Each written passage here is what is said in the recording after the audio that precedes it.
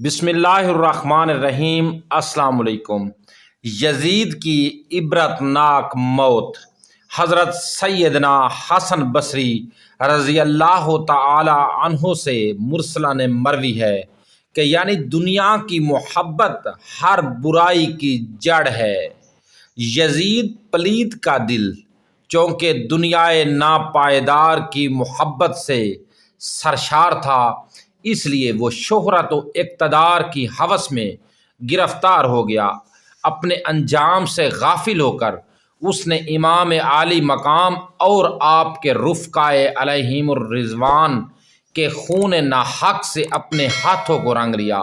جس اقتدار کی خاطر اس نے کربلا میں ظلم و ستم کی آندھیاں چلائیں، وہ اقتدار اس کے لیے کچھ زیادہ ہی ناپائیدار ثابت ہوا۔ بد نصیب یزید صرف 3 برس 6 ماہ تخت حکومت پر شیطانیت یعنی شرارت و خباثت کر کے ربیع النور شریف 24 ہجری کو ملک شام کے شہر حمص کے علاقے کوارین میں 39 سال کی عمر میں مر گیا۔ الکامل فی التاریخ۔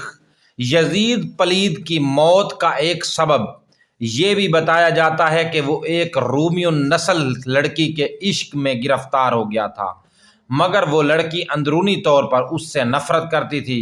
ایک دن رنگ رلیاں منانے کے بہانے اس نے یزید کو دور ویرانے میں تنہا بلایا۔ وہاں کی ٹھنڈی ہواؤں نے یزید کو بدمست کر دیا۔ اس دوشیزہ نے یہ کہتے ہوئے کہ جو بے غیرت و بیکار اپنے نبی کے نواسے کا غدار ہو، وہ میرا کب وفادار ہو سکتا ہے؟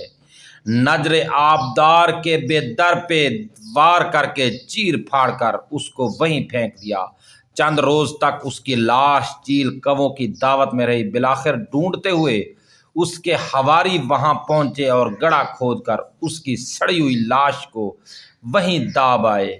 وہ تخت ہے کس قبر میں، وہ تاج کہاں ہے؟ اے خاک بتا زور یزید آج کہاں ہے؟